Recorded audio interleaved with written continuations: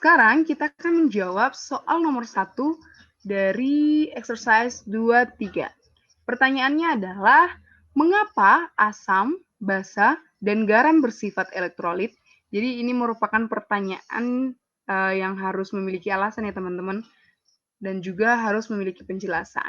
Nah, sebelum menjawab ini, kita harus tahu dulu apa sih yang dimaksud dengan elektrolit. Elektrolit itu sendiri adalah zat kimia yang menghasilkan partikel-partikel bermuatan listrik. Jadi, zat kimia yang menghasilkan suatu partikel bermuatan listrik yang disebut sebagai ion jika berada dalam larutan. Nah, ion-ion tersebut merupakan atom-atom bermuatan dan muatannya ini ada dua, yaitu positif yang sering disebut sebagai kation serta bermuatan negatif atau yang sering disebut sebagai anion. Jadi elektrolit adalah zat kimia yang menghasilkan partikel yang bermuatan listrik. Tetapi jika berada dalam larutan, dia disebut sebagai ion. Ion ini ada dua, yaitu ion positif atau kation serta ion negatif atau anion.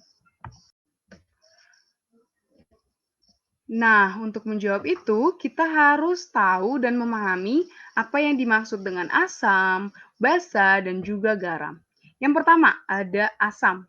Asam adalah senyawa yang mengandung gugus H, dan gugus H ini bisa dilepas sebagai ion H positif. Contoh dari senyawa asam, misalnya adalah HCl, atau ada juga yang lain, HBr, dan lain-lain ya teman-teman. Kemudian yang kedua adalah basa. Basa merupakan satu senyawa yang mengandung gugus OH dan dapat dilepas sebagai ion OH negatif. Contoh dari basa adalah NaOH, kemudian ada juga yang lain misalnya adalah KOH atau kalium hidroksida. Nah, yang ketiga adalah garam. Garam merupakan salah satu contoh dari elektrolit kuat, di mana garam bisa menghasilkan arus listrik, sehingga garam juga menjadi alternatif energi terbarukan pembangkit listrik yang mengandung senyawa ion positif dan juga negatif. Contohnya adalah NaCl, atau mungkin yang lain ada amonium karbonat dan juga amonium klorida.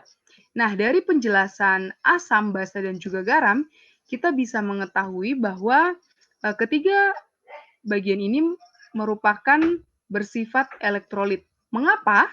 Karena asam, basa, dan juga garam mengandung senyawa ion, baik ion positif dan juga ion negatif, kation dan juga anion, sehingga mampu menghasilkan dan menghantarkan listrik. Jadi, mengapa asam, basa, dan juga garam bersifat elektrolit? Karena ketiga bagian tersebut mengandung senyawa ion positif dan juga ion negatif yang dapat menghantarkan listrik. Demikian, terima kasih. Selamat belajar Sobat Brainly. Salam edukasi.